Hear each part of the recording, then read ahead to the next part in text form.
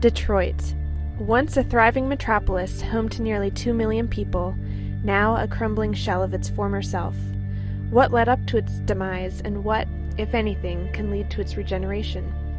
While many will point to a changing global economy, the tragic fall of the automotive industry, the evaporation of once abundant manufacturing jobs, and a history of sometimes violent racial tension, one culprit has remained hidden in plain sight: the state. A true epidemic of organized government corruption and financial mismanagement, where taxes being generally twice as high as the U.S. average, the bureaucratic thieves in Detroit are unable to execute the simplest of government functions or provide the most basic services to its residents. For instance, Detroit has a deplorable average police response time of nearly an hour. That may explain why it also has the highest violent crime rate of any major U.S. city. Only 1/3 of the city's ambulances are operational. Detroit's own firefighters call their equipment junk, and 40% of streetlights aren't functioning at all. A staggering 78,000 blighted and abandoned structures are scattered throughout the city. The education picture is perhaps more dismal, with fewer than a quarter of Detroit's high school students graduating. Is it any wonder that barely half of Detroit property owners pay taxes, considering these circumstances? There is another side to the story, however, one that hasn't yet been put into focus, until now.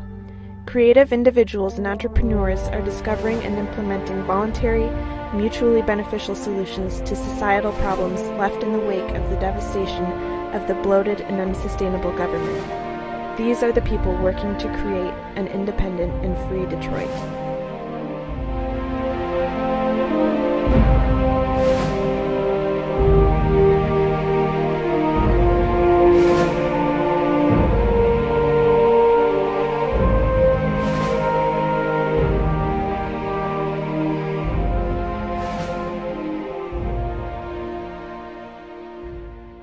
Hey, I'm Testa with the Local Focus, and I'm here in Detroit at the Threat Management Center with Director of Operations Dale Brown.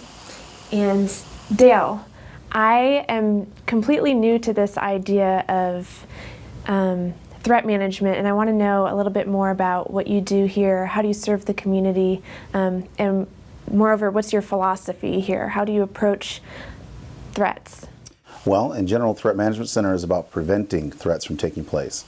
We believe in something called opportunity denial. We deny the opportunity for violence to occur by creating conditions which are conducive for having a good quality of life and preventing violence from ever taking place in the first place. Okay, so run me through an example of a typical day for you guys here. Well, first of all, we escort people into their businesses. We make sure they safely get from their car to their business. The way we do that is by circling their building before they actually enter, looking for threats before they have a chance to lay in wait for that person coming to open their business. We call that embarkations. These escorts are $10 for each escort in, and it's very affordable because for 10 minutes you have us there and you are safely inside your building. We also ride cigarette trucks. We stop hijackings. We used to have a problem here in Detroit with hijacked cigarette trucks. The cigarette trucks was a major industry, robberies, hijackings, taking the whole truck, taking some payload off the truck. We stopped those in 1998 till this day for a $250 million company that's now a $300 million company. And now another company contacted us in 2006, and they had a problem similar. They got robbed 3 times in 1 week. In one situation, they actually took the truck, took hostages, and physically took them to a different city. We stopped all those hijackings, and for this other company, it's a $100 million company. So those are the companies that basically afford us the ability to go out and help people for free, which is something we do for communities in general that have domestic violence or stalking victims.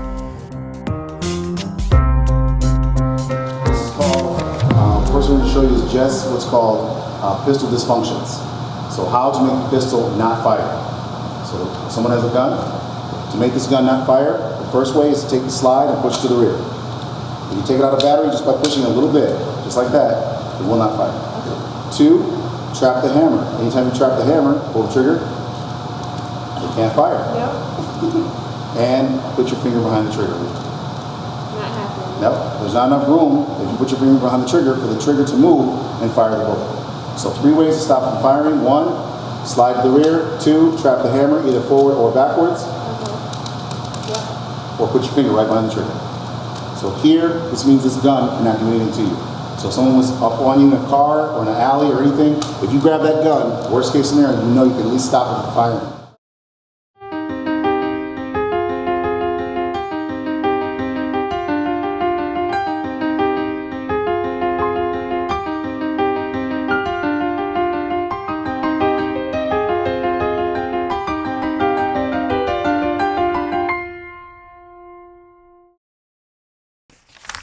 So do you think that you're really filling in a gap where the Detroit Police Department and other law enforcement agencies are failing at serving the community?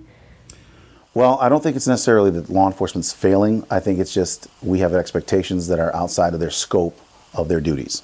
What we like as civilians and citizens, families and business owners, we like to have an environment free of violence, free of crime.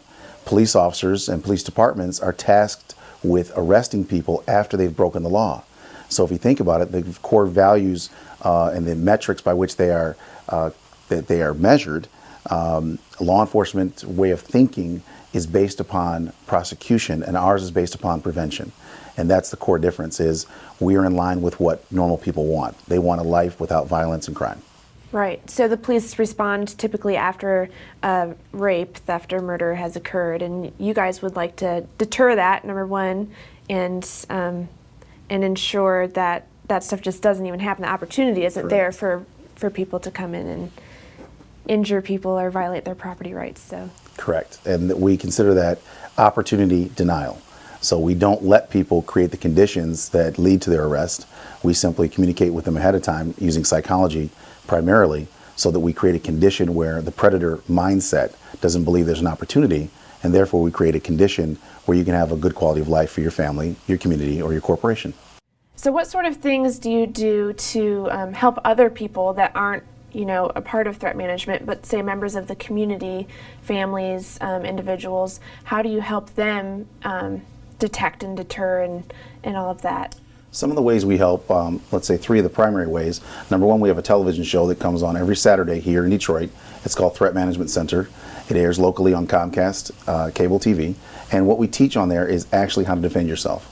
So techniques of gun disarms, knife disarms, how to use psychology, law, and skill in that order to defend themselves against violent criminals. So we're teaching regular people right here in the Detroit area, Metro Detroit area, how to keep themselves alive and safe. And that's every week. And that's been for approximately 7 years now. Wow. And then we also provide Free Family Friday, which is a free class here at our facility from 7 o'clock to 8 o'clock. Any family can participate, and it's totally free, and they can come as much as they want. And in this class, they're taught actual gun disarms, knife disarms. They're taught how to get someone's hands from around their throat. How to escape is the primary function of the class. But to also give them some type of options under the worst case scenario. So we don't want a person to have to make a primal decision when they're faced with a self-defense question. When a person pulls a gun on them, we want them to have intelligent options. And the way we do that is by filling their toolbox with lots of options. So their brain never forms what we call, never goes into a panic state.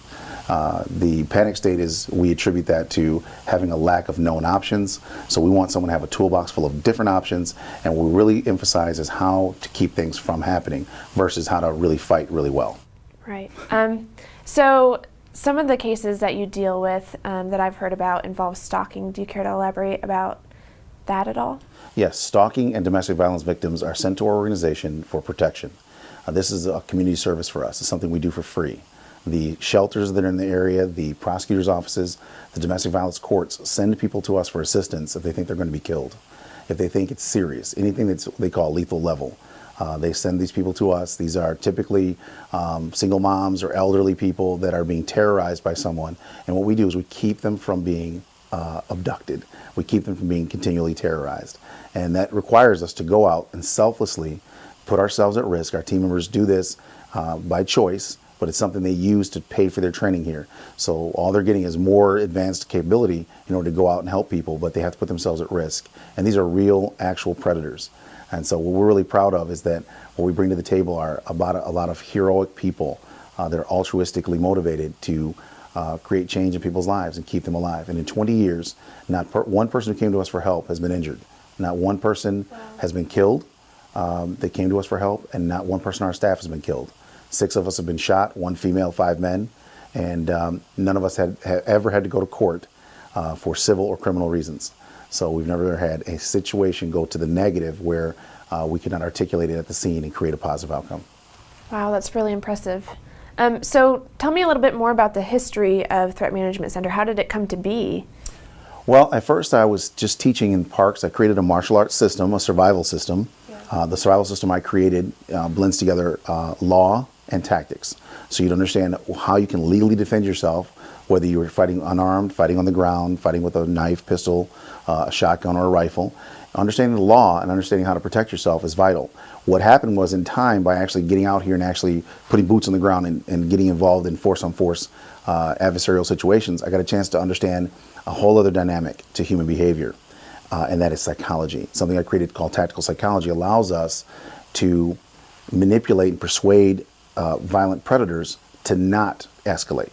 And so through actual empirical results from being out there in the real life situations, we got a chance to really see what really happens and found a different way, a completely better way of managing human threat, which primarily relies upon human behavior and the way of manipulating human behavior by using nonverbal as well as verbal ways of communicating with people to use psychology, what we call tactical psychology, to create a positive outcome.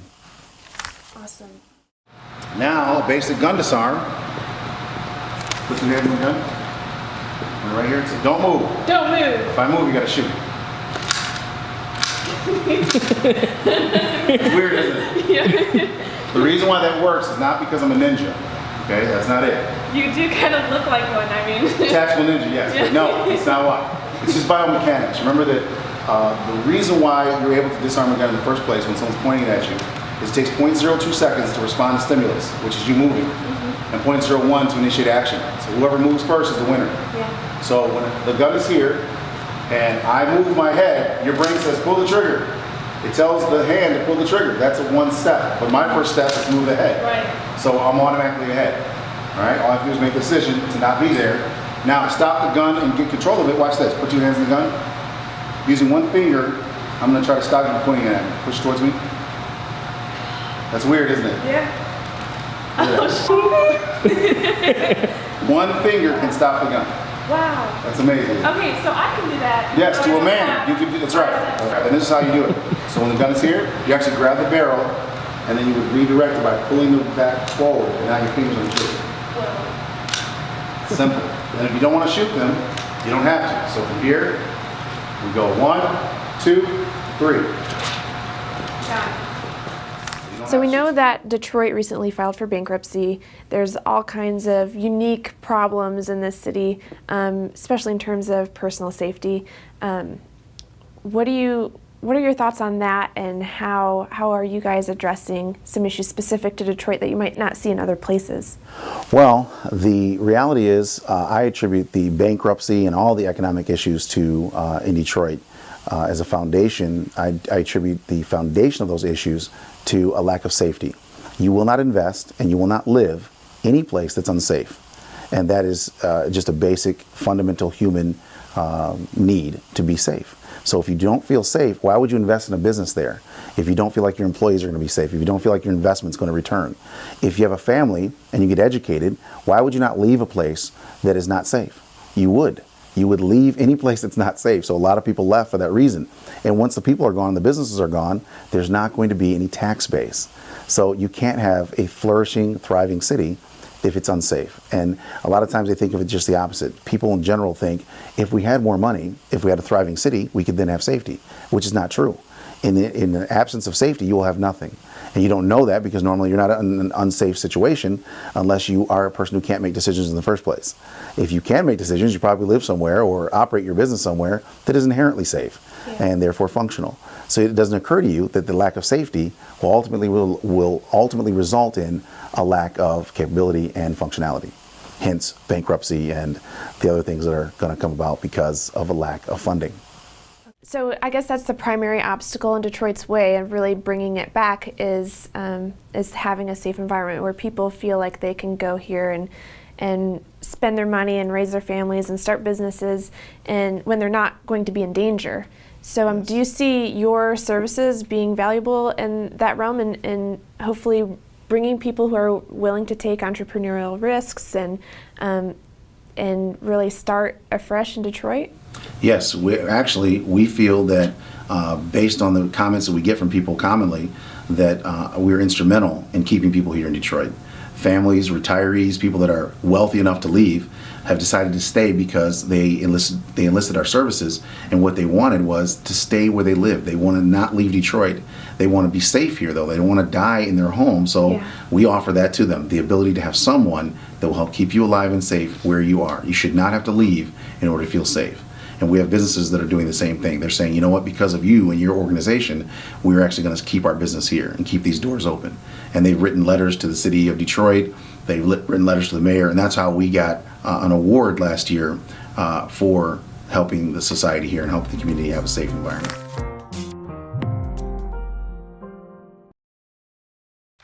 Three ways to get a knife out of the hand. All right, this is called knife releases. One, you just press the front of the thumb in, and the hand opens up. See that? Yep, so when they hold it tight, all you do is go like this, and the hand literally opens up. Try that one first. Yeah, push it in like Push this. this one. Yep, and here, push it down right there. Yes. See that? Yes! And then you grab the knife with the other hand. Yes. Never do that. That's violence. Never stab anyone. I play too many video games. That's right. So when you take it from them, then you tell them to leave, and you take this and go home. Or to the police station and give this to the police. Give this to the police. Don't take it home. Okay, another one is you just take your hand on the side, you hold the wrist, take your hand on the side here, and press straight through, and it comes right out. I'm going to get it. Okay, so. Hold the wrist, yep, and then press it straight down. That's it. Yep. I'm a little bit concerned about grabbing. Well, just remember this, it's better to get cut on the hand a little bit than cut in the body. Okay, right? all right. Another one is to grab the wrist here, take your hand here, pull here and push here, and the hand comes right open. So grab the wrist here, put your hand right there, press it in. Yep. That way? Yes, let's see it's open. Weird. Okay. Yep. Yep. But then it's just going to fall. Or you just grab it with the hand, slide your hand. Slide it, yep. Okay, got it. Yes. Yep. And so you see I'm resisting. Yeah. Yeah. So what would you say is the hardest part of your job? First of all, it's called a mission. Okay. And the reason why we call it a mission instead of a job is because a job has an expectation of the way we look at it. The job is an exchange, time for money. Mm-hmm. A mission has no relevance to time or money. It has only the end result. And so that's what we consider it a mission. And anyone who looks at it like a job is temporarily here because they have to learn that we're on a mission. When it's time to protect someone, you can't think about anything other than protecting that person. So you can't think about money. Do they have money? Do they not have money? You have to think about if this was your sister, if this was your daughter, your mother, if this was your family member, what would you want someone to do for them if you did not exist? And do that. And you can't do that on a time clock or thinking about money or thinking about, what time it is in general. You have to be mission motivated. And in order to do that, you have to be mission oriented. And you can't be money motivated. If you're money motivated and you try to do protective service work as a professional, for example, a mercenary, a person who trades time for money, you are automatically a coward at that person's highest time of need. And you don't even know it. But for example, when we're protecting a stalking victim or domestic violence victim, and the guy comes there to kill the person, if we're thinking about money, then we have to leave now. And the reason why we have to leave is because we can't get any money dying with her. Remember, your purpose was only money. So right then, at the time of need, when this person's going to be killed, their highest time of need, that's when your cowardice comes out, and that's when you run. In our case, people are trained already, day one, to think of the person as your family member. When would you leave your sister, your mother, your grandmother, when someone comes to kill them? When would you leave them? You wouldn't. So it never crosses your mind to self-preserve. It never crosses your mind that, you know what, someone's coming to kill someone that I'm protecting, I could simply leave them because that's my family member. If you think of them as family, you'll never leave. And that's what we need, people that are that dedicated. Sounds like really individuals who have highly developed capacity for empathy, human empathy, to be able to put themselves into other people's shoes and understand, what they're going through and want to genuinely help them. Yes, they have to. So if we find people that are despondent, emotionally despondent, this is not going to work out for them. They cannot be a part of our organization.